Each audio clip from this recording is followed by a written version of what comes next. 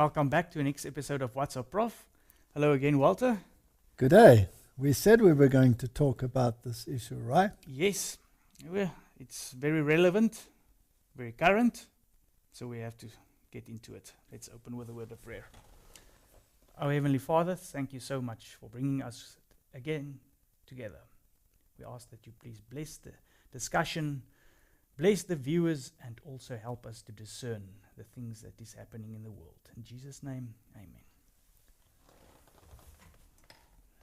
Yes, we have a new encyclical out. And we mentioned it in the last episode. And I think we just have to briefly go through it and see what this is all about. Because deception is the name of the game, isn't it? Yes. In the world. And we're going to expose the master deceiver today. We are going to try. It's not an easy task because he's very good at what he does. Exactly. So this is Pope Francis's latest encyclical, and this comes from the Vatican webpage. Encyclical letter, Fratelli Tutti, of the Holy Father Francis on fraternity and social friendship. In actual fact, this is a document on Catholic social doctrine, but it's very well disguised. Very well disguised. So let us jump right into it.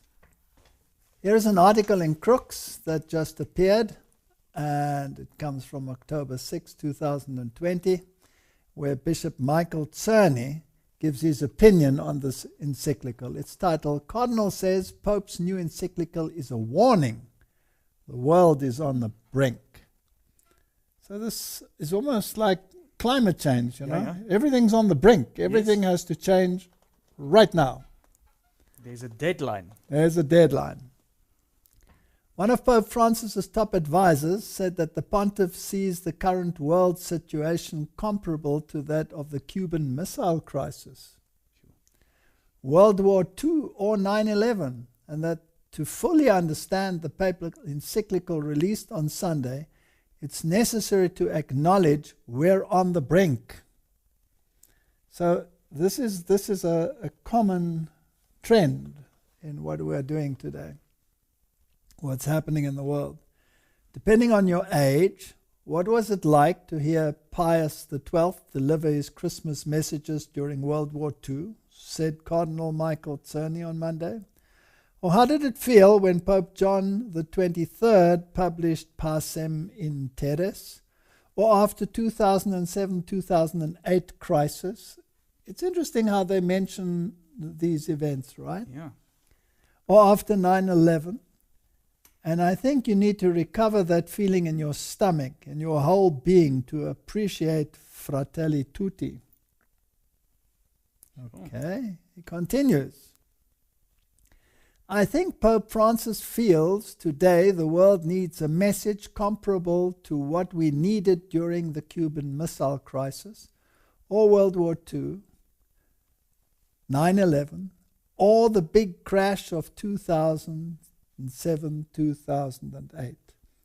Now it's interesting that we said in the past that this crash was very important because it changed the world economy. Correct.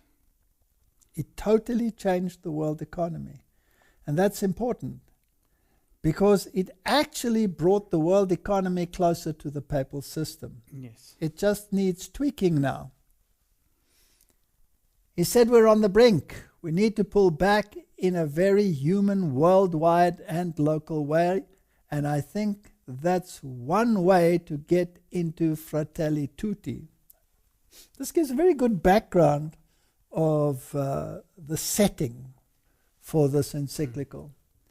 According to the Cardinal, if Pope Francis's previous encyclical, Laudato Si, on the care of creation, taught us that everything is connected, Fratelli Tutti teaches us that everyone is connected. So we're moving from the environmental, global issues to the human issues. If we take responsibility for our common home and for our brothers and sisters, then I think that we do have a good chance, and my hope is rekindled and inspired to keep on going and do more, he said. We're on an express train. Yes. It's only argued that it's not the role of church leaders, not even the Pope, to tell us how to run our economy or our politics. However, that's the important word, right? Mm-hmm. The Pope can guide the world towards certain values, and this is what the Pope does in his latest encyclical, issuing a reminder that the economy cannot be in the driver's seat of politics. So he's going to give the moral directive as to where we are going with this thing. Now, I actually read the encyclical, and I think we should just read a few things. We're not going to go through the entire encyclical. It would take us a very long time. But just a few highlights. Before we continue with this encyclical, I have to say that it's written in a very flowery language. But hidden in that language, there are certain points which become very important for the world we are living in. Yeah. And it has a much deeper root than appears on the first look. So this is the encyclical, and we will scroll down through the encyclical. And he starts with Fratelli Tutti, with these words. So St. Francis of Assisi addressed his brothers and sisters and proposed to them a way of life marked by the flavor of the gospel. Of the counsels Francis offered, I would like to select the one in which he calls for a love that transcends the barriers of geography and distance, and declares, "Blessed all those who love their brother as much as when he is far away from him as when he is with him." So he starts with this. So his role model is St. Francis of Assisi. Now, I have a problem with that from the word go, because my role model is Jesus Christ. Yes. And that would be the starting point where I would start. But for a Roman Catholic, I guess the saint is a better interpreter. Yeah, but it's also because they put them on par with Jesus. Correct. So now, let's just read some of the statements. We're not going to read too many, just a few of them. Point number 2, he says, "This saint of fraternal love, simplicity and joy, who inspired me to write the encyclical Laudato Si." So he refers back to Laudato Si. You cannot separate the two. So the one deals with the environment, the other one deals with humanity. And the two have to go together. Prompts me once more to devote this new encyclical to fraternity and social friendship. Francis felt himself a brother to the sun, the sea, and the wind, yet he knew that he was even closer to those of his own flesh. Now, my young brother, what is that? Pantheism. Pantheism. At its best. Was Laudato Si speckled with pantheism? Yes. This is a pantheistic religion. It is an earthbound pantheistic religion where man sets himself up as his own deity. This is a very dangerous opening statement. Wherever he went, he sowed seeds of peace and walked alongside the poor, the abandoned, the infirm, and the outcast, the least of his brothers and sisters.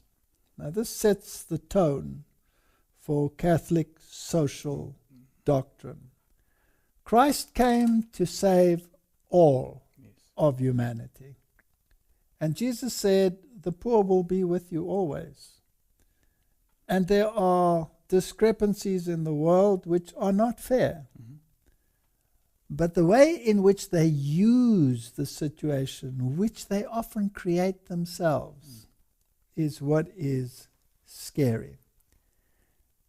And then he starts off by talking about without borders. Mhm. No borders. Now, we don't have to go into great detail. We know that Donald Trump was very strict on borders and that there was a problem there with borders. So he goes into this. He even talks about walls and all of these issues.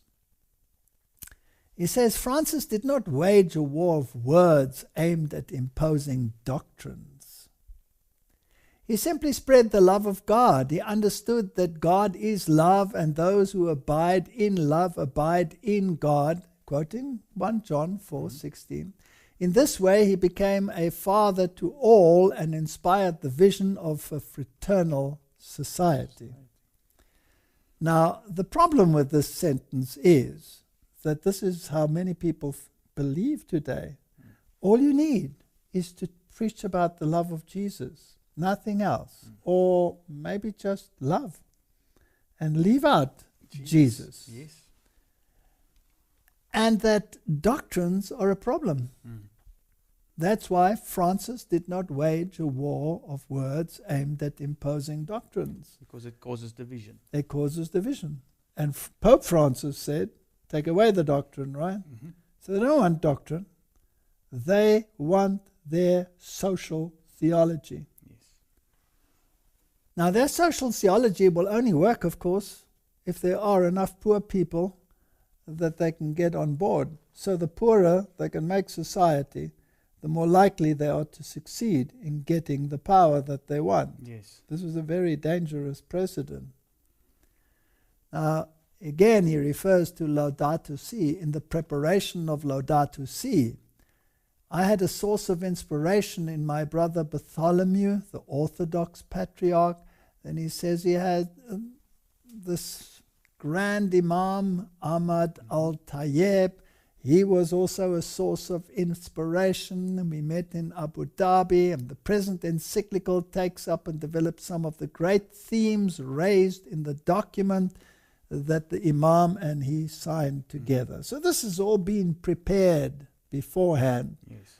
and the mega religions of the world seem to be on board.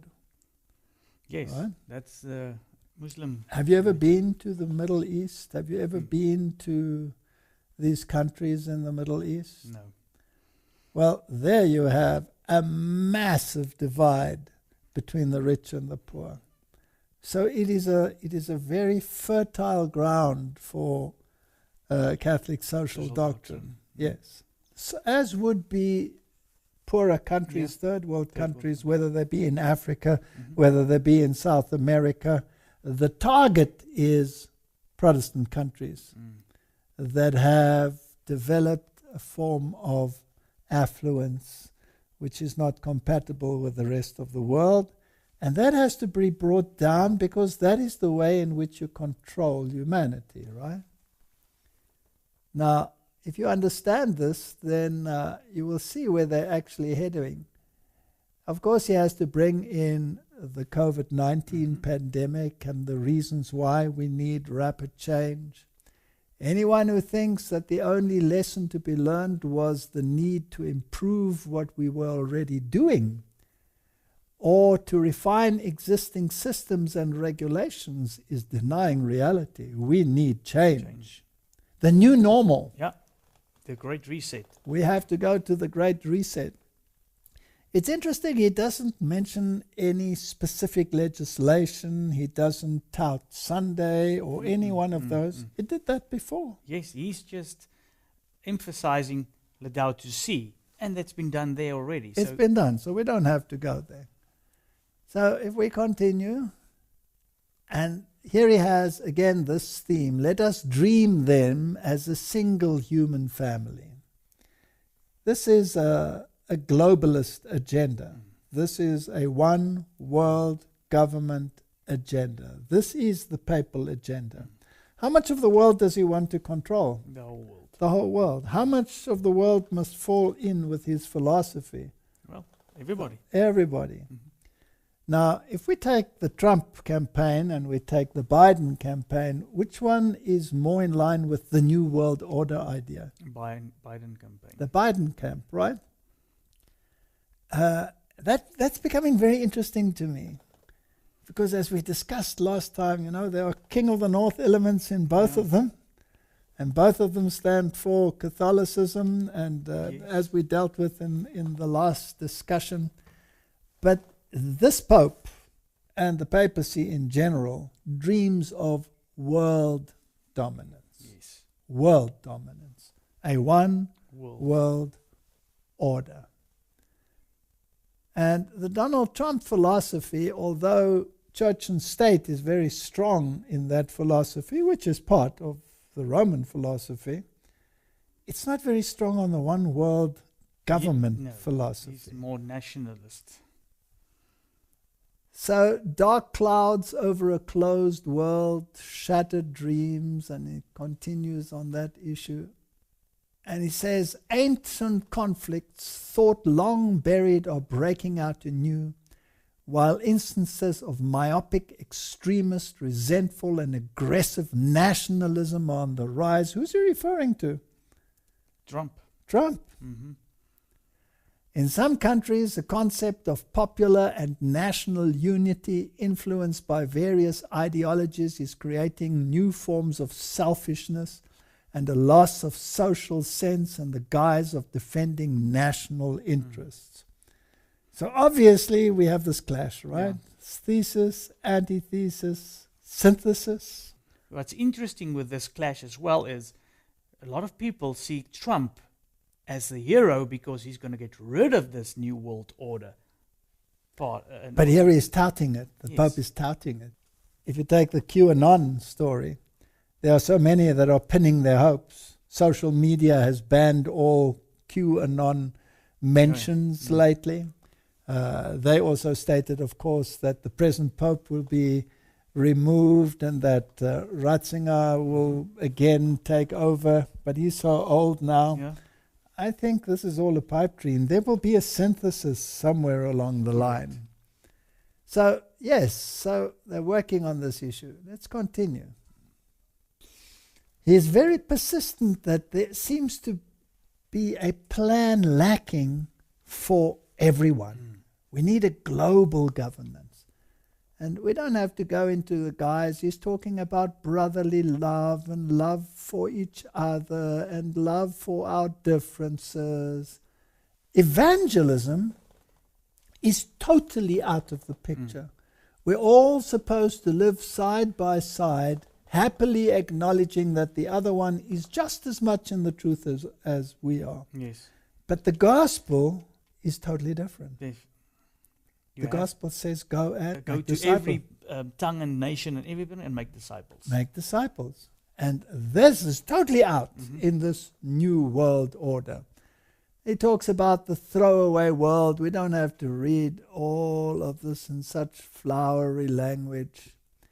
He talks about insufficiency of universal human rights and the rights of women and all the things, slavery, all of these issues. He mentions them. And conflict and fear of humanity and temptation to build a culture of walls. Now, where does that come from? Yeah, from Trump. It's Trump. He talks about walls, to raise walls, walls in the heart, walls on the land, in order to prevent this encounter with other cultures, with other people.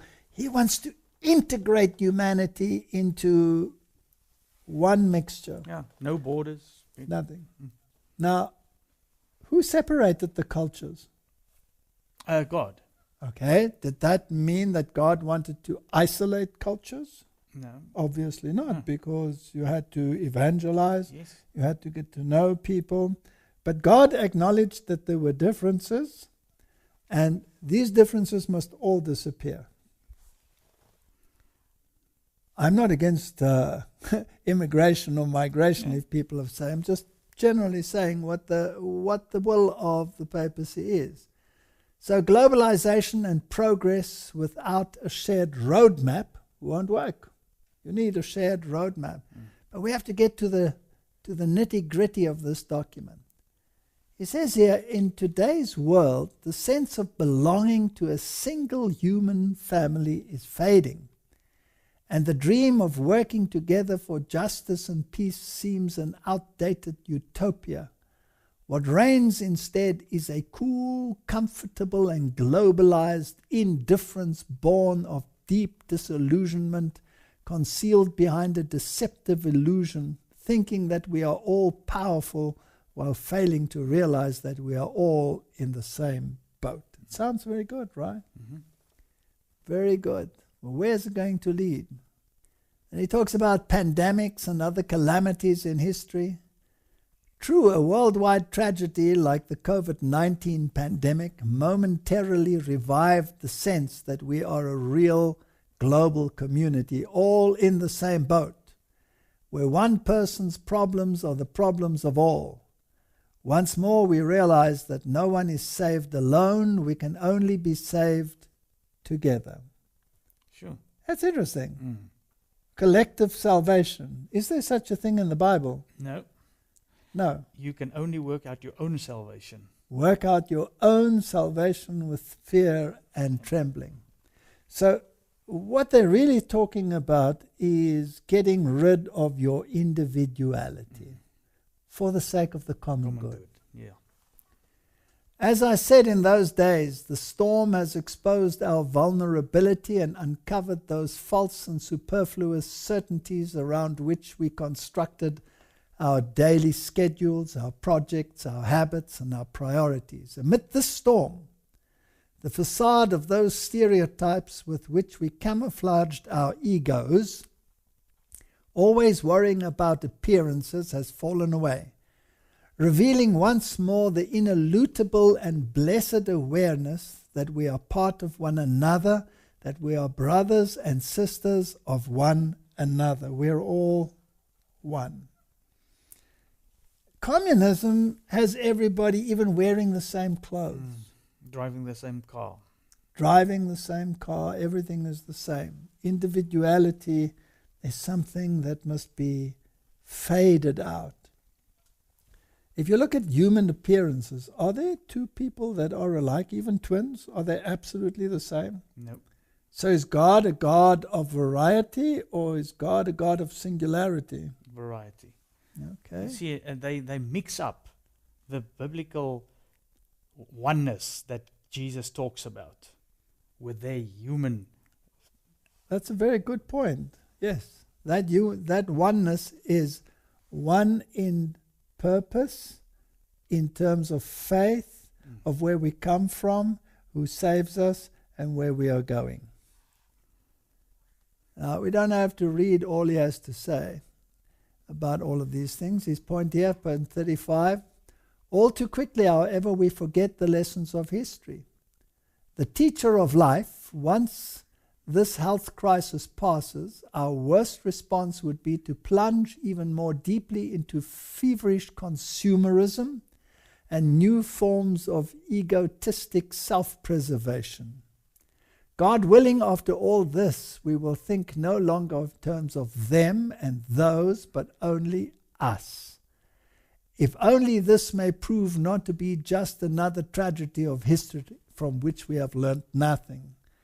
This COVID is going to be used to the uttermost to achieve an objective. This new normal. The new normal. An absence of human dignity on the borders. Certain populist political regimes, as well as certain liberal economic approaches, maintain that an influx of migrants is to be prevented at all costs. Who is he talking about again? The United States. The United States. And any other country that refuses to take migrants. Yes. They had a big issue in Europe. A big one in Germany and all over the world. This is a major issue. But the Pope has always maintained that we have to have migrants. We have to mix the cultures. I'm wondering whether he wants to mix cultures or whether he wants to mix religions. Because cultures come with religions. Migration, more than ever before, will play a pivotal role in the future of our world. He's going to mix. He's going to mix. Definitely. Yet it is also true that an individual and a people are only fruitful and productive if they are able to develop a creative openness to others. We have to mix.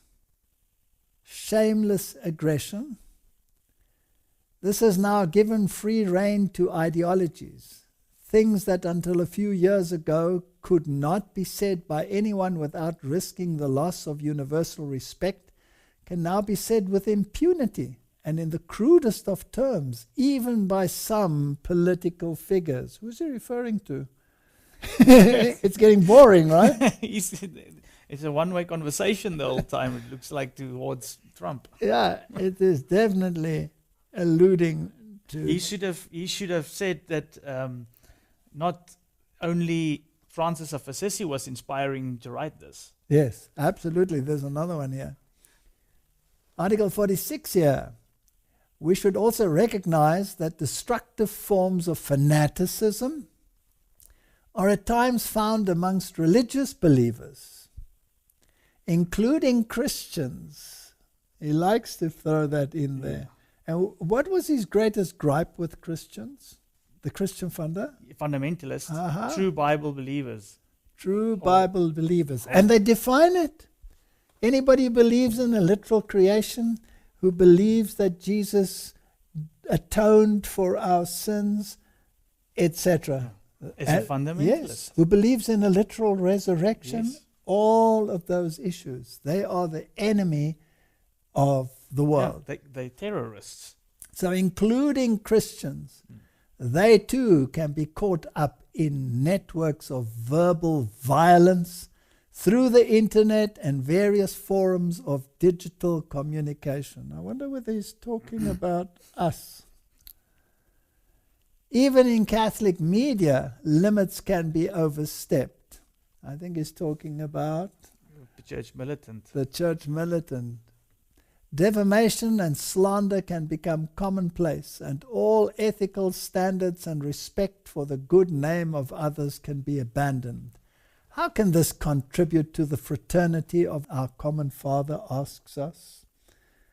But Jesus said, I have not come to bring peace, but a sword. Yeah. So the gospel will bring variance. He's cutting out the gospel. Very important.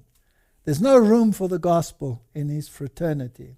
That's why Jesus Christ is not the norm. St. Francis becomes the norm. Information without wisdom, forms of subjection and self-contempt and hope, and very flowery language. And then he discusses in great detail the Good Samaritan. But he totally misses the point of who the Good Samaritan is. The Good Samaritan is Jesus Christ. And what did Jesus Christ do when he came across this poor, battered man? He was on a journey. All the others that had passed by had come down from Jerusalem, and they ignored this man lying there. But the Good Samaritan went up to him and gave him oil and wine and dressed his wounds with that. The oil is a symbol of the Holy Spirit. Yes. The wine is the symbol of teaching, of doctrine. Yes, doctrine. So he gave him wine and he gave him doctrine. Because the church had neglected him. Come down. And then he put him on his own donkey, his own means of transport, and he took him to an inn, a very strange inn, because it was also a hospital. It's a symbol of the church. Yeah. And then he said to the innkeeper, here's some money. It's interesting that he gave him 2 pence. The same. 2p and said, I'm going away, but when I come again, I will reward you. But here's the money that is necessary to take care of these neglected ones in the hospital, the church. Now, just for interest's sake, a penny was a day's wages. So he gave him 2 days' wages. I'll let the people think about that for themselves. Because in cosmic weak thinking, a day would be 1,000 years. But let's not go there, we'll get into trouble. But it's an interesting thought. So he has this story about, this poor man and the Good Samaritan. And he doesn't make Jesus the Good Samaritan. We become the Good Samaritans. So we're going to skip his long story on the Good Samaritan, where he talks about all of these issues. It's interesting that the imams and everybody was so interested in this encyclical. And then there's this interesting heading, Neighbors Without Borders. This is definitely globalism on a grand scale, envisaging and engendering an open world. Yeah. This is New World Order stuff, right? Again, he has a topic here, open societies that integrate everyone, inadequate understandings of universal love, a love capable of transcending borders, is the basis of what in every city and country can be called social friendship.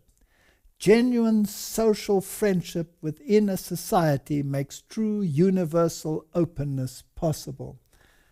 He's obviously referring to Catholic social doctrine, and we'll see he gets to the point a little bit later in his encyclical. Now, what is the role of the church according to the Pope? It's to promote moral values. Now, in his case, whose moral values? His own. His own, the church's, right? Not the biblical ones. No. So he writes, nor can we fail to mention that seeking and pursuing the good of others and of the entire human family also implies helping individuals and societies to mature in the moral values that foster integral human development.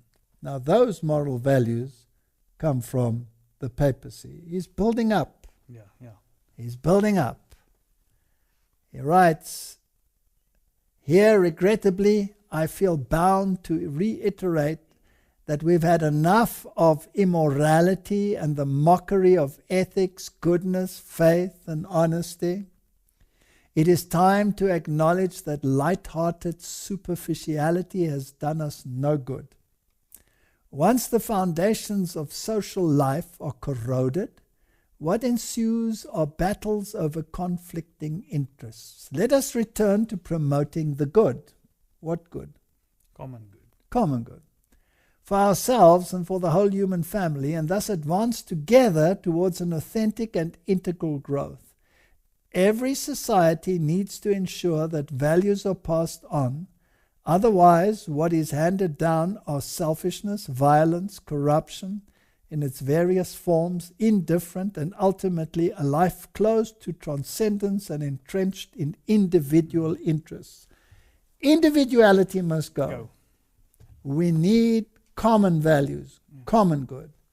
It's like you said in the previous episode, the freedom of religion is just as long as it coincides with the common good. Absolutely. And if we do not understand this buttery language in which it is written will confuse people.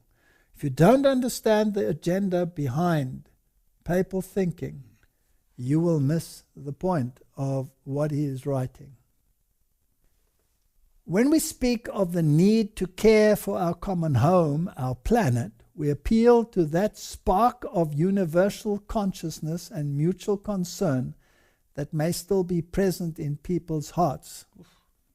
That's common good. Yeah.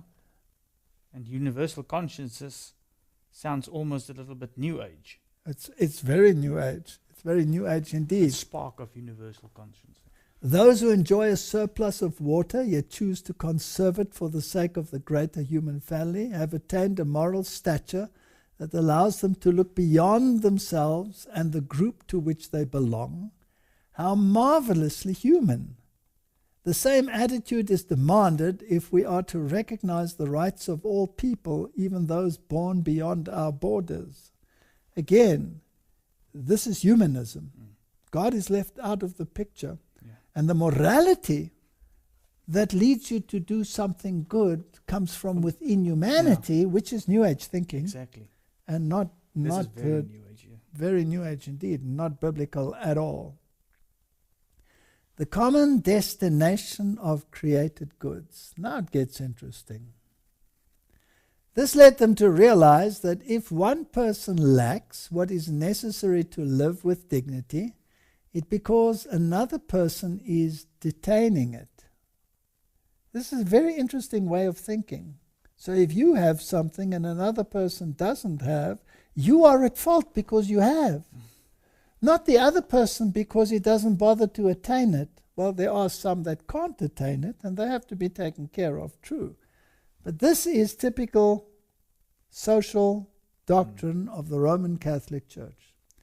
St. John Chrysostom summarizes it in this way: not to share our wealth with the poor is to rob them and take away their livelihood. In other words, if you own something, you are a thief. Mm-hmm. The riches we possess are not our own, but theirs as well. In the words of St. Gregory the Great, when we provide the needy with their basic needs, we are giving them what belongs to them, not to us. No. This is not biblical thinking. No. If you provide the needy with the means to be able to take care of themselves, if you educate people, if you give them incentives to work and to attain, then they don't have to find the riches in someone else's house. This is a reflection of Rerum Novarum. We will talk about that in a moment. This is Catholic social thinking at its best, or in my opinion, at its worst. Now he quotes John Paul II. Well, there's a shrine in the United States to him, and Donald Trump visited that shrine. I wonder whether he's so happy with the theology of Pope John Paul. Well, he mentioned in the previous episode in that video that That he actually is. Yeah, that is very strange. For my part, I would observe that the Christian tradition has never recognized the right to private property as absolute or inviolable. Okay. This is Catholic social doctrine. We will go into that. And has stressed the social purpose of all forms of private property. In Roman Catholic thinking, you are allowed to possess property, but the property is not your own. It is there for social advancement. If you take it to an extreme case, like they do in some countries in the world, if you own a piece of land and others have need of it, they may occupy it. Yeah. It's your social duty then to provide it because you possess it. It's probably also your social duty to continue paying the dues on the land. Now, this gets very interesting. So it says the common use of created goods is the first principle of the whole ethical and social order. Now, this is very fascinating. So if you own something, you only own it for the social good. I once worked for an institution that gave me a cell phone because we needed to communicate it. But the cell phone was a social grant. So anyone else who stopped you and needed the cell phone, you had to give it to them. But the bill came to you. That's interesting. You're very. Yeah.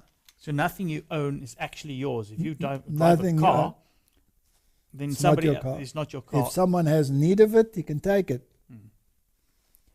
It is natural and inherent right that takes priority over others. All other rights having to do with the goods necessary for the integral fulfillment of persons, including that of private property or any other type of property, should, in the words of St. Paul VI, in no way hinder this right, but should actively facilitate its implementation. You don't own anything.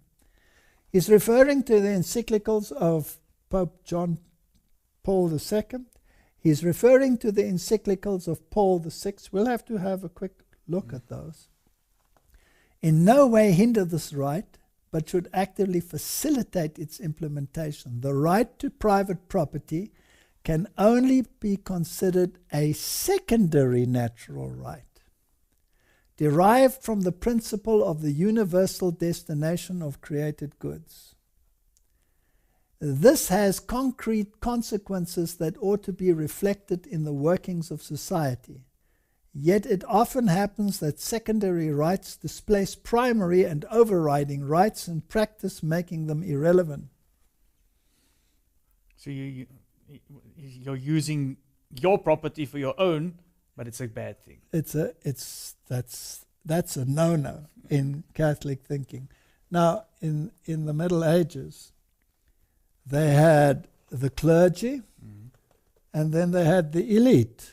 The elite were the landowners, and the serfs occupied the land, but they didn't own the land.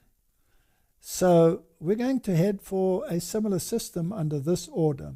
So a major company will provide the housing, and you become basically a slave to the company.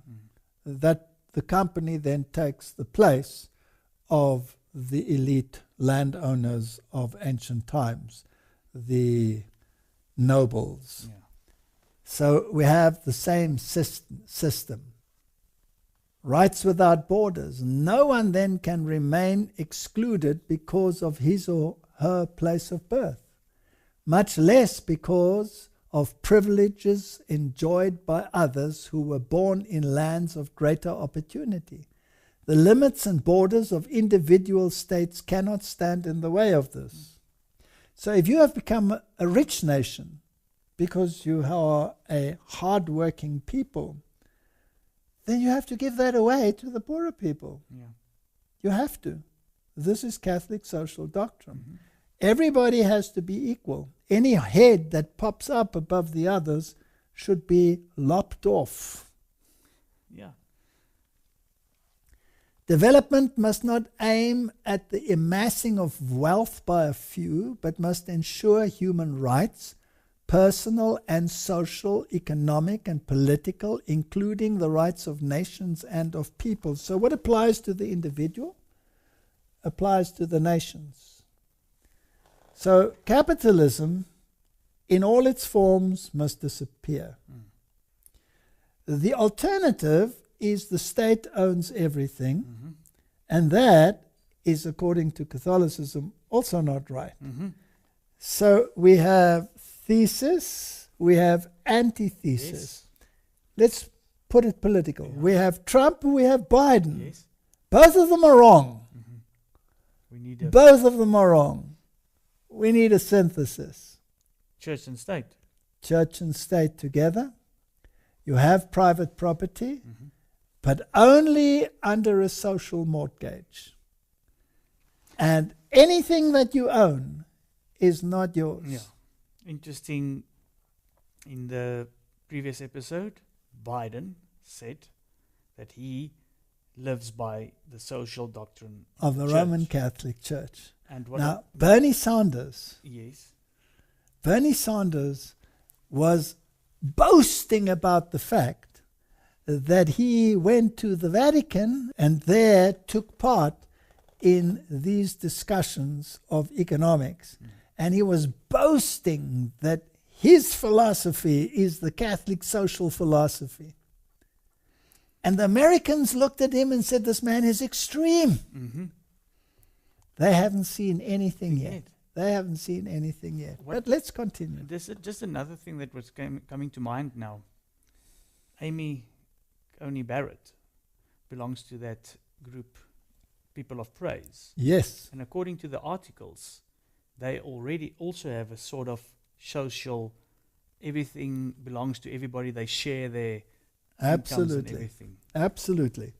So Catholic social doctrine, when that becomes the norm, we will realize where this is really leading. We'll talk about it in a moment. So the right to private property is always accompanied by the primary and prior principle of the subordination of all private property to the universal destination of earth goods, and thus the right of all to their use. You have nothing.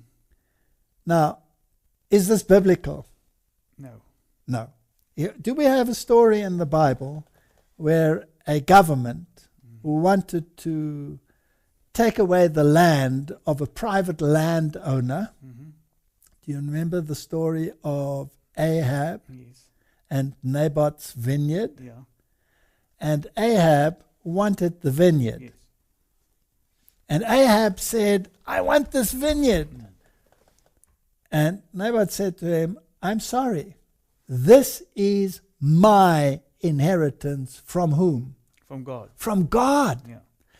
This is my God-given right. It is not yours. Do you remember who said to him, don't worry, I'll get it for you? Jezebel. Jezebel. And Jezebel serves as a type of whom?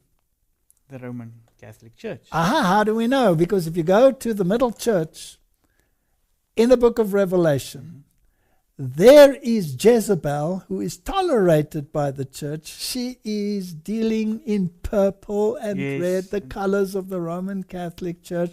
She is the one who says, I'll get it for you. So who's mightier, the king or Jezebel? Jezebel. Jezebel. His countenance was sad, the Bible says. And Jezebel, what did she do? She had him murdered. killed him. She killed him. So do you think governments can sometimes sanction the killing of people who own land? Yes. Do you think it could happen? By whose instigation? The church. By Jezebel. Yeah. Roman So Catholic. this is what we're seeing here. And it states here quite clearly that the bishops of the United States have been teaching this. As the bishops of the United States have taught, there are fundamental rights that precede any society because they flow from the dignity granted to each person as created by God. This is the common good, and this is natural law. Natural law.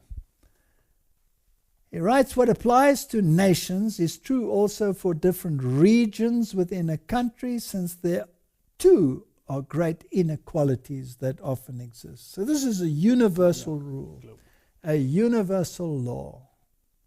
Then he talks about debt. In many instances, debt repayments not only fails to promote development, but gravely limits and conditions it. While respecting the principles that all legitimately required debt must be repaid, the way in which many poor countries fulfill this obligation should not end up compromising their very existence and growth. In actual fact, he is pleading for the total abolishment of all debt. The United Nations, his speech he addressed, he said, please, get rid of it all. Get rid of all debt, especially Get rid of because all of the debt. COVID-19 situation. Now, where did much of that relief money that went to the poor nations go to? Where did it go to? Did it go to the people, or did it go to the pockets of the leaders? Pockets. Borders and their limits, a response to the arrival of migrating persons, can be summarized by 4 words: welcome, protect, promote, integrate. Same story. I'm not against migration, but if it is a migration in order to rob those who have and appropriate it for yourself as a right, then that is called in the Bible stealing. Yes, theft. It's against the commandments of God. This whole encyclical is against the commandments of God. But it's being praised. because it's got such buttery language of love and kindness. And it's under the garb of love your neighbor. Absolutely. But it's a distortion of love your neighbor. The arrival of those who are different, coming from other ways of life and culture, can be a gift. For the stories of migrants are always stories of an encounter between individuals and between cultures. There's nothing wrong with migration. Nothing wrong with it at all. But when you migrate in order to take, then you have a problem. Here he speaks about Latino culture that can ferment the values and possibilities that can enrich the United States. That's all fair enough. But the agenda behind the agenda is to mix the religions. Yes. To bring in more Catholics so that the Catholic vote will swing the thinking. He said it should be kept in mind that an innate tension exists between globalization and localization. We need to pay attention to the global so as to avoid the narrowness and banality. He's pushing for the global agenda. This is the papal agenda. A universal horizon. There's a kind of local narcissism, unrelated to a healthy love of one's own people and culture. It is born of a certain insecurity and fear of the others that leads to rejection and the desire to erect walls for self-offense. So it is becoming a criminal offense to have a particular culture. So if you are a German and you have a German culture, that has to disappear. If it's not for the common good, it has to go. Yeah. It has to go. So, very interesting encyclical. In fact, a healthy openness never threatens one's own identity. But what if the people threaten those that are living in the country? And then he asks in chapter 5 for a better kind of politics. The development of a global community of fraternity based on the practice of social friendship on the part of peoples and nations calls for a better kind of politics, one truly of the service of the common good. Sadly, politics today often takes the forms that hinder progress towards a different world. We are heading for a new world order. And when the kings of the world give their power unto this beast, they will find out what the purposes of Rome really were. And it will be too late. Yes. I find it interesting that he refers to the crisis 2007-2008, provided an opportunity to develop a new economy. Let's just think about that new economy. What was this new economy? What happened there? Well, the whole world was in debt and felt, and they had to bail everybody out. So who bailed out who? The governments bailed out industry. With billions of dollars, right? Okay. Did the government have the money? No. So how do you bail out someone if you don't have the money to bail them out with? So they created the money, right? Yes, and they bailed them out. They printed money. Okay, now let's just think about this and let the listeners contemplate this issue. It's a very interesting issue. Prior to the 2007-2008 crisis, there was private property and there was the government. Private industry and the government. This was the first move to get rid of this individuality. So when the governments bailed out the industry, was it in the form of a loan or was it in the form of a buy-in? A buy-in. Aha. Yes. So the loans didn't have to be repaid. Yes. So now what happened post-2007, 2008, is that government and industry became partners. Why was it necessary that they become partners? So that the community would not suffer, right? Otherwise, everything would have collapsed, the community would have suffered. So government and industry in partnership with each other for the sake of community. Yeah. That's the definition of fascism. Yeah. That's the fascist system of government. And that is the government system that Rome wants. So the first step to achieving this world global economic order was the 2007-2008 economic crash, because it brought in a form of universal fascism, economically speaking. We're not talking about the trimmings of fascism.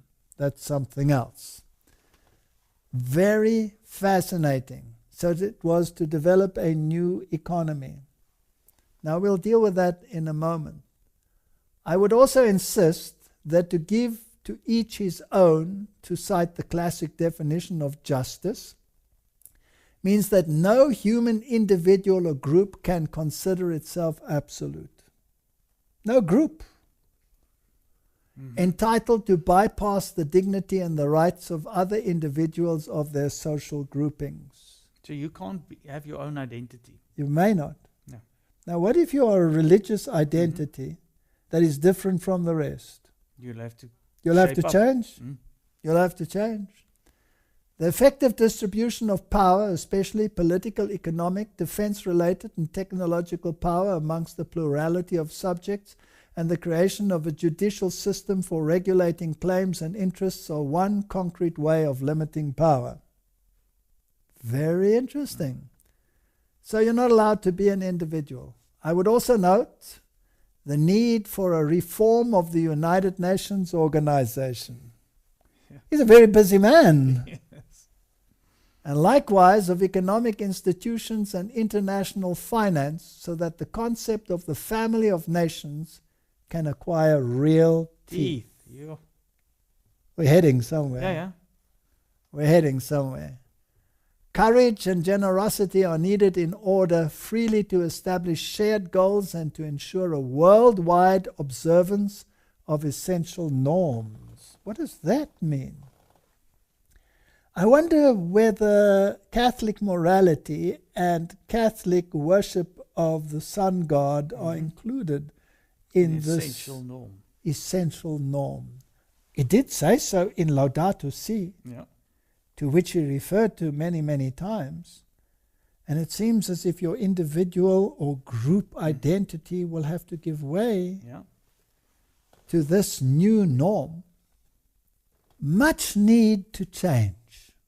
Through fundamental reform and major renewal, only healthy politics involving the most diverse sectors and skills is capable of overseeing this process. I wonder whether he is setting himself up as the master puppet man. The moral leader. The moral leader of the world. We need political love in order to do this. Now let's get to the nitty-gritty. At a time when various forms of fundamentalist intolerance are damaging relationship between individuals, groups, and peoples. Any idea who we could be talking about? Let us be committed to living and teaching the values of respect for each other, a love capable of welcoming differences, and the priority of the dignity of every human being over his and hers ideas, opinions, practices, and even sins. Even as forms of fanaticism, close-mindedness, social and cultural fragmentation proliferate in present-day society, a good politician will take the first step and insist that different voices be heard. Disagreements may well give rise to conflicts, but uniformity proves stifling and leads to cultural decay. May we not be content with being enclosed in one fragment of reality. So if you have a particular religious norm, you better shape up or ship out. Yes. In this regard, the Grand Imam and I have called upon the architects of the international policy and the world economy to work strenuously to spread the culture of tolerance and living together in peace. It sounds very good. Yeah, the two major religions he's talking about. He's talking about the two major religions. When one part of society exploits all that the world has to offer, acting as if the poor did not exist, there will eventually be consequences. Sooner or later, ignoring the existence and rights of others will erupt in some forms of violence, often when least expected. Now, my brother, did you create the poverty in this world? No. Did you come to this world very rich, or did you come to this world like everyone else? Everyone else. Did you have to work to achieve whatever you have achieved in life? Mm-hmm. Is it your fault if governments or systems suppress others? No. This is a very one-sided view of the world. So, let's continue.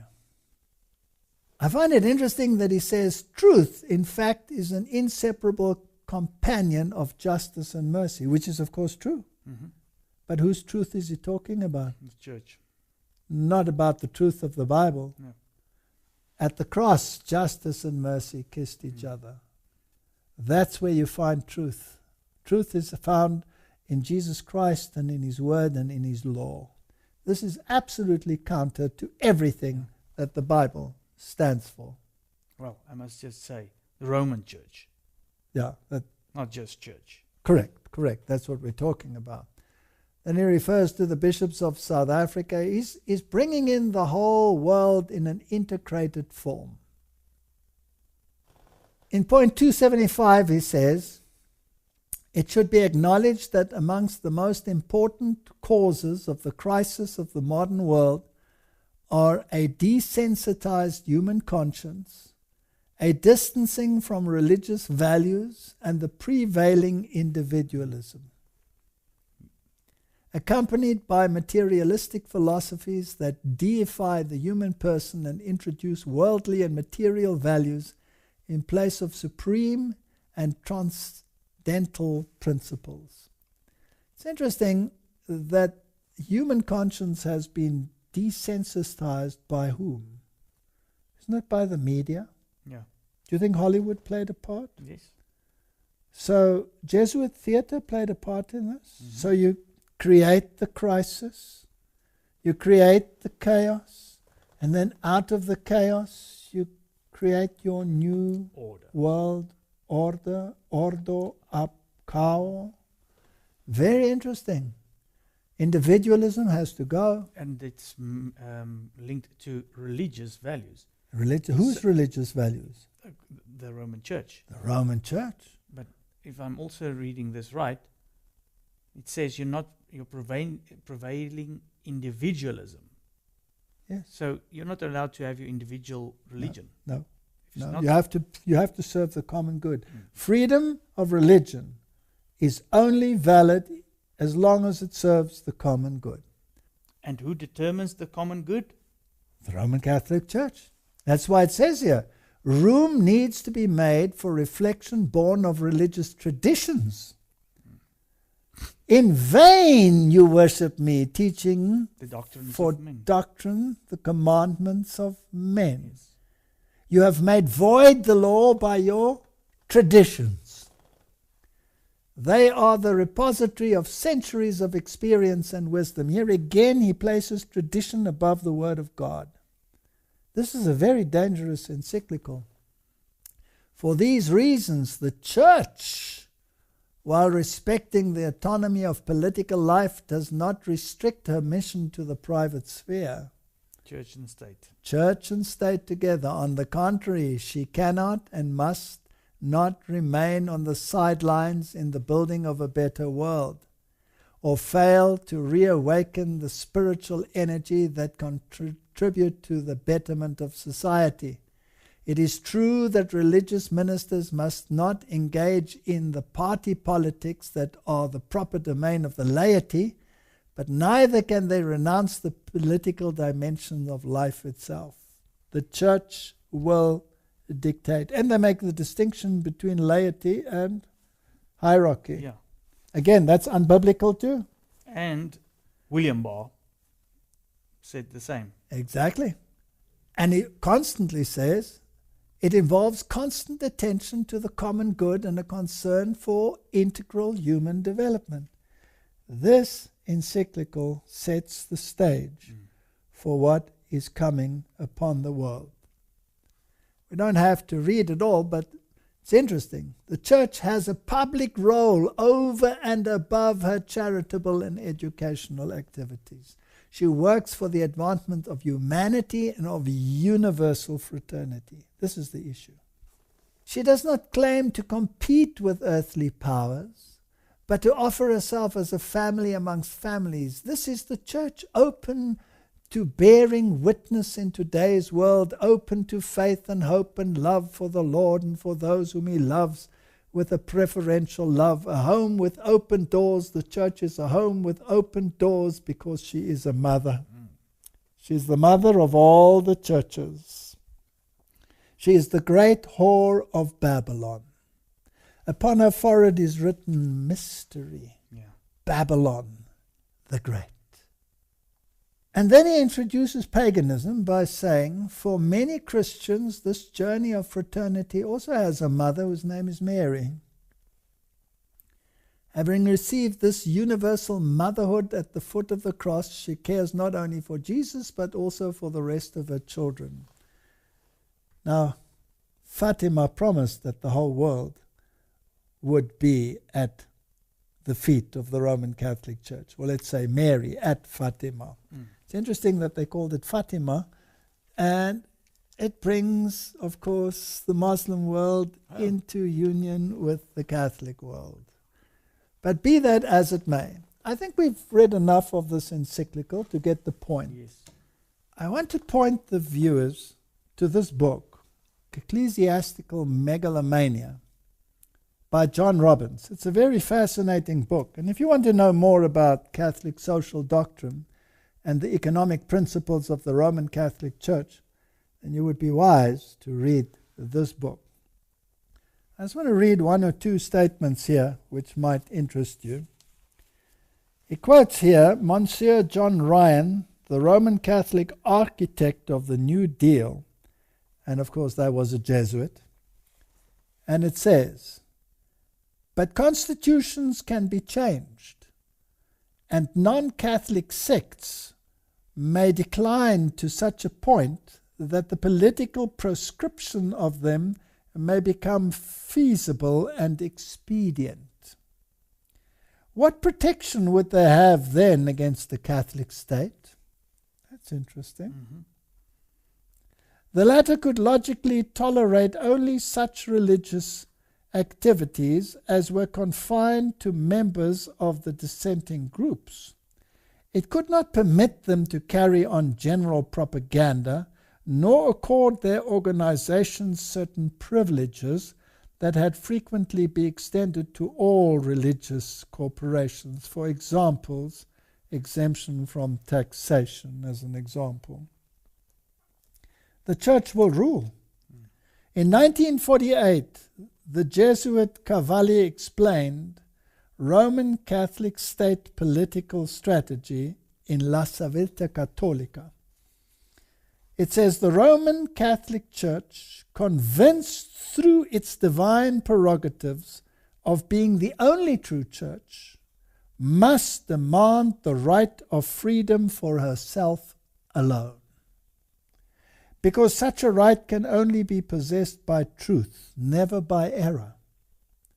In a state where the majority of the people are Catholic, the Church will require that legal existence be denied to error, and that if religious minorities actively exist, they shall have only a de facto existence without opportunity to spread their beliefs. This is Jesuit thinking. If you belong to some group that believes the Bible, that believes that Jesus is the only way to salvation, that believes that the Word of God is the norm and standard for your life, that believes that the law of God in its entirety, all 10 commandments, is binding, you will be an anathema in the eyes of this church. Ayn Rand was right when she wrote in 1967 The Catholic Church has never given up the hope to re-establish the medieval union of church and state, with a global state and a global theocracy as its ultimate goal. He writes further, the Roman church state in the 20th century, however, is an institution recovering from a mortal wound. This is biblical language from an economist. If and when it regains in full power and authority, it will impose a regime more sinister than any the planet has yet seen. And if people still do not believe us, let us just go through a few papal statements to show that this encyclical is absolutely in harmony with papal thinking and has nothing to do with fraternity and brotherly love. It has to do with megalomania and power hunger. I find it very interesting, my young brother, that Archbishop Quigley in 1903 in the Chicago Tribune wrote the following: when the United States rules the world, the Catholic Church will rule the world. And that is why the battlefield is in the United States of America. And the ideology which will eventually surface there, when this thesis and this antithesis, let's say Biden and Trump, clash, will produce the synthesis that has been prepared and already implemented since the 2007 and 2008 economic crash. But let us just go to some statements. I just want to say on that it's also biblical language. The image of the beast will give all its power to the beast. Absolutely. According to canon law, the control of all property of the Roman Church state belongs to the Pope, its supreme emperor. It's very clear. These are statements.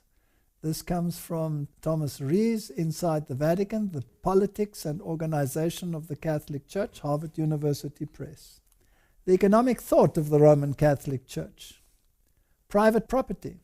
Thomas Aquinas wrote no treatise on economics, but his thinking based on that of Aristotle, very interesting, not based upon the Bible, just like Francis, is foundational for understanding the economic thought of the Roman Church state. This is The Growth of Economic Thought by Henry Siegel.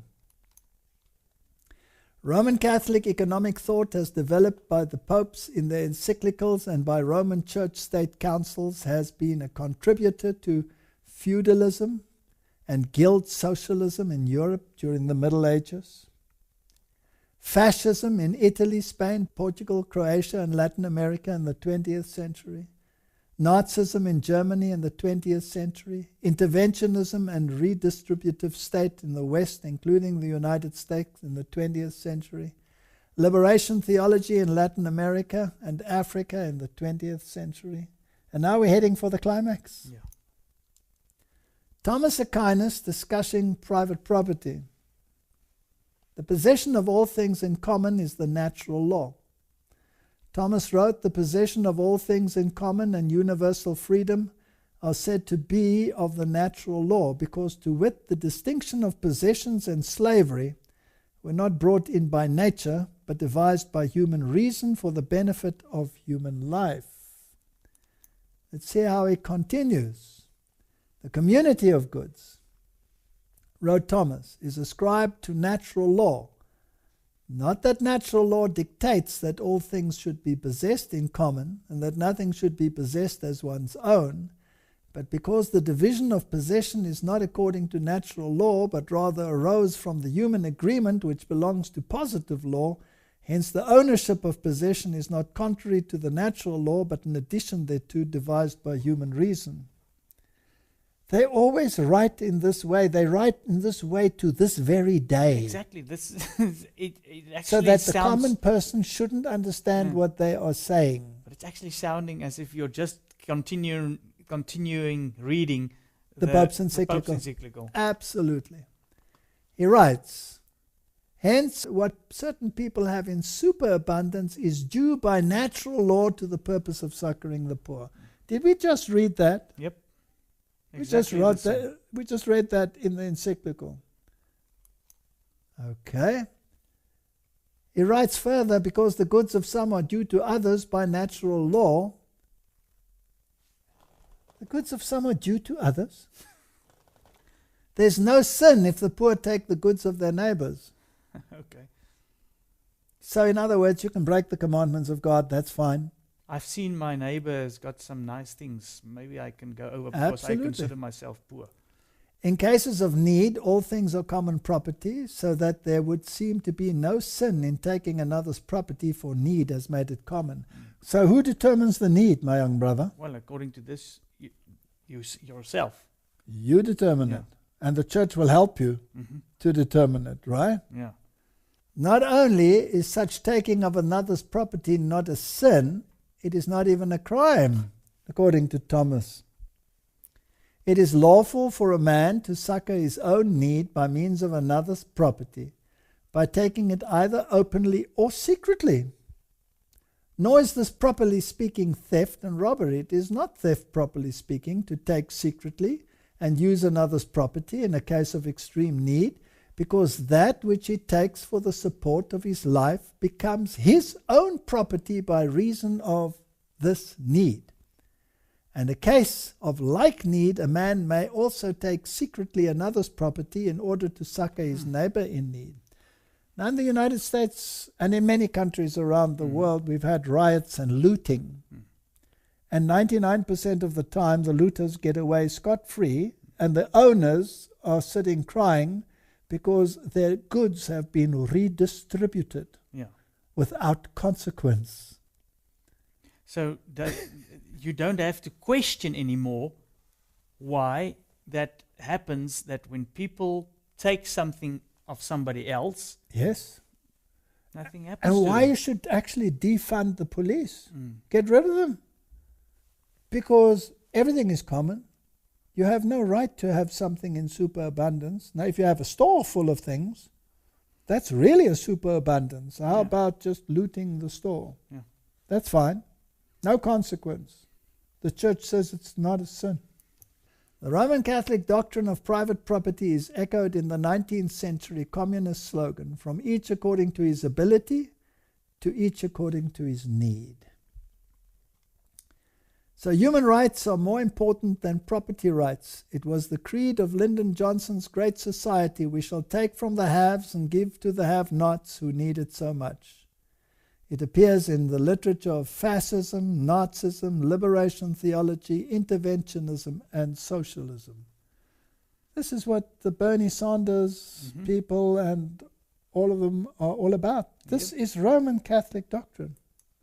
Now, John Paul II, who is such a hero in the United States at the moment, expression of his 1987 encyclical on social concern: it is necessary to state once more the characteristic principle of Christian social doctrine. The goods of this world are originally meant for all. The right of private property is valid and necessary, but it does not nullify the value of this principle. Private property, in fact, is under a social mortgage. It doesn't belong to you. It belongs to everyone. Which means that it has an intrinsically social function based upon and justified precisely by the principle of the universal destination of goods. So who owns everything? The church. And nobody else owns anything, not even governments. No. The church owns everything. Everything. If you go back in history and you go to the map of South America, where the Pope took his finger and said, this belongs now to my good country Portugal. This here belongs to my good country Spain. If you do not toe the line, I'll take it away from you and give it to someone else. He'll put his hand over Czechoslovakia and say, well, the Czech Republic, and say, this no longer exists because a Jan Hus dared to sway the populace away from Rome. that country, that economy won't exist. Pope Paul VI, did Francis just quote him? Yes. Each man has therefore the right to find in the world what is necessary for himself. The recent Council, Vatican II, reminds us of this. God intended the earth and all that it contains for the use of every human being and people. Thus, as all men follow justice and unite in charity, created goods should abound for them on a reasonable basis. All other rights whatsoever, including those of property and of free commerce, are to be subordinate to this principle. You don't own anything. Yeah. And just on the previous one with John Paul II, it looks like maybe Trump is now against all this, the property and everything belonging to everybody. But like you said, he endorses John Paul II. Absolutely. Absolutely. And here he quotes, if one is in extreme necessity, he has the right to procure for himself what he needs out of the riches of others. That's exactly what Thomas Aquinas said. These people are not saints. They're criminals in the eyes of God. And we label them, or the church labels them, saint. Therefore, because private property is immoral, all men, individual and governments have the moral obligation to redistribute goods held unjustly by property owners. Sure. Interesting, right? John Paul II says all goods includes not just goods found in nature, but manufactured goods as well. So you don't have a right to your TV if someone else has need of it. Or your motor vehicle. Nothing. Hijacking. Everything is permissible. No wonder society is in the state that it is in. They have made void God's law. This system is called by God lawlessness. The man of sin, the man of lawlessness. This is what he is. He makes void the law of God and sets himself up as the moral value system of the world in the name of the very one who he is usurping of his power. Yeah, Jesus. Absolutely. And I get very passionate about this. And I would just also again like to reiterate. Don't think, but this is the Pope and this is the Roman Catholic Church. It's just nothing. You just heard in the previous episode, Biden and Trump uplift this institution. Yes, and not only that, the groundwork for the implementation of these things has already been done. Yeah. So this is not a philosophy somewhere on the horizon. This is at the door. And this encyclical that you've just been going through acknowledges also that Rome has not changed. Rome has not changed one iota. And this encyclical by Pope Pius, Rerum Novarum, on the condition of the working classes, one of the Roman Church's most influential statements on the economic matters is the 1891 encyclical Rerum Novarum on the condition of the working classes. Nothing has changed. This encyclical comes from 1891. And every pope has quoted it. In this encyclical, the Roman Church state allies itself with the proletariat, which in Marxism is the great and final enemy of the capitalist order.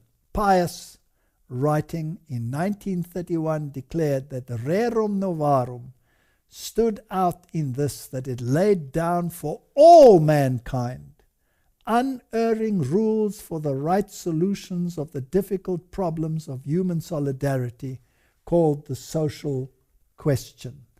This is Pius writing in Quadragesimo Anno. John the 23rd wrote, and he quoted the Rerum Novarum. And this is the Pope that started Vatican II, remember. By far the most notable evidence of this social teaching and action which the Church has set forth through the century undoubtedly is the very distinguished encyclical letter Rerum Novarum. I want to say to you today that the encyclical which Pope Francis has just released couched in this buttery, flowery language, is nothing other than a rehash of Rerum Novarum. Issued 70 years ago, the norms and recommendations contained therein were so momentous that their memory will never fall into oblivion. And Pope Francis has just made pretty sure of that. He told us that the encyclical Rerum Novarum was instrumental in ending laissez-faire capitalism in the 20th century by ushering in the era of effective interference by government. You have no privacy. And haven't they taken that to a new level, that they've taken away your privacy? Yes. It's in your pocket every single day when you carry your phone with you. Yes, and now with the COVID-19, look at the surveillance. Absolutely. There's no privacy. No privacy. This is from the book Ecclesiastical, Megalomania, that I'm quoting now. He says, Rerum Novarum was the voice of moral authority needed to ensure the development of effective interference by all governments in the 20th century. Pius XI wrote, "It is not surprising, therefore, that under the teachings and guidings of the Church, many learned priests and laymen earnestly devoted themselves to the problem of elaborating social and economic science in accordance with the conditions of our age." So who fomented the violence in the world? The Church. Yeah. And now they use the violence to implement their system. Under the guidance and in the light of Leo's encyclical Rerum Novarum, that's almost 130 years ago, Yeah. was thus evolved a truly Christian social science which continues to be fostered and enriched daily by the tireless labors of those picked men whom we have named the auxiliaries of the Church. I wonder who these picked men were. Is it the men running the politics of the world? Yep. For 130 years already. And who constantly is standing by their side? Their Jesuit guides and prelates. Yep. Nor were these the only blessings which followed from the encyclical. The doctrine of Rerum Novarum began little by little to penetrate amongst those who, being outside Catholic unity, do not recognize the authority of the Church.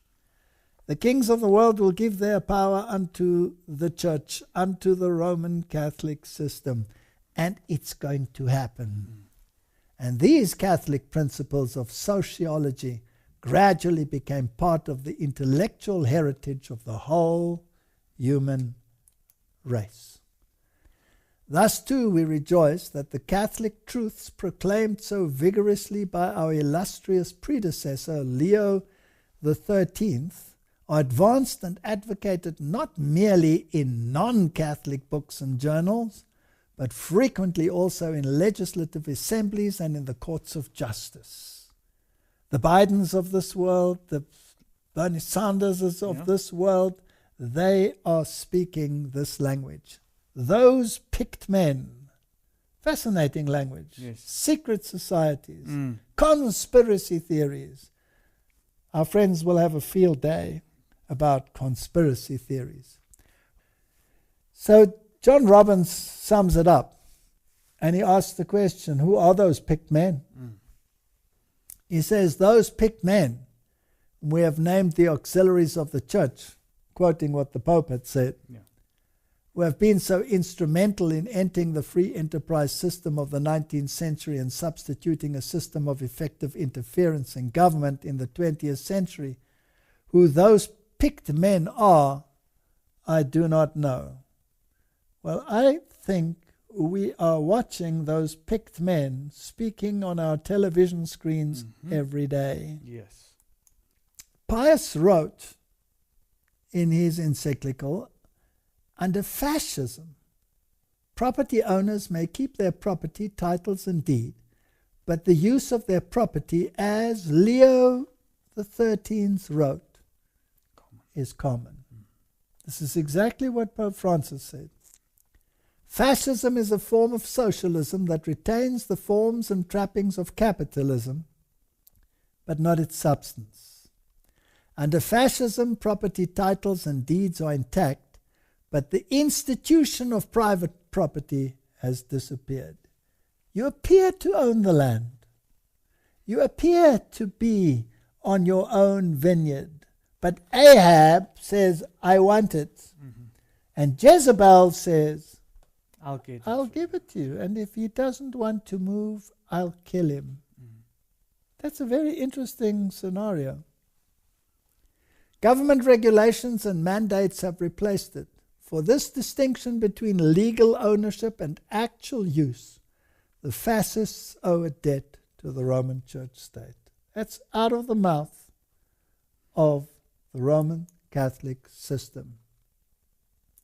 When we speak of the reform of institution, the state comes chiefly to mind, not as if universal well-being were to be expected from its activity, but because things have come to such a pass through the evil of what we have termed individualism, that following upon the overthrow and near extinction of that rich social life which was once highly developed through associations of various kinds, the social policy of the state therefore must devote itself to the re-establishment of the industries and professions.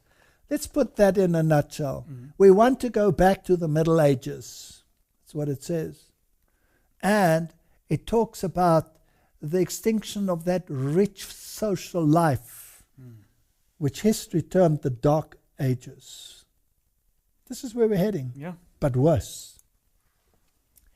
The experiment with economic freedom, Pius XI wrote, must end, and economic life must again be subjected to the planning and government. So now, having discussed the latest encyclical of the Pope, which comes after Laudato Si, where we have the care of the environment and the introduction of the concept of rest as determined by the Roman Catholic Church, we now add the fraternity and the social structure. Then you have the moral directive, and you have the social directive, and it's the dictates of the Roman Catholic Church. May God give us wisdom as we come to this system, which, and I want to end with repeating the statement that we read in John Robbins, where the author states what we've read already. The Roman Church state in the 20th century, let's make that the 21st century, however, is an institution recovering from a mortal wound. If and when it regains its full power and authority, it will impose a regime more sinister than any the planet has yet seen. This is on page 195 of this book. May God grant humanity mercy, and may they find refuge under the wing of Jesus Christ, so that they may understand what true liberty is all about. It is bound up in His law. Yes. It is bound up in His law, which is a transcript of the character of God, and grants you rights which they, with impunity, will remove from you. Let's pray. Heavenly Father, we are heading for the very final moments of Earth's history. We are in very serious times, and there is only one solution that is left. Because I know, Lord, that the kings of the world will give their power unto this beast. And the solution is the rock cut out without human hands that will strike the statue and bring the systems to an end, so that not even the dust will remain. May that day come soon, in Jesus' name.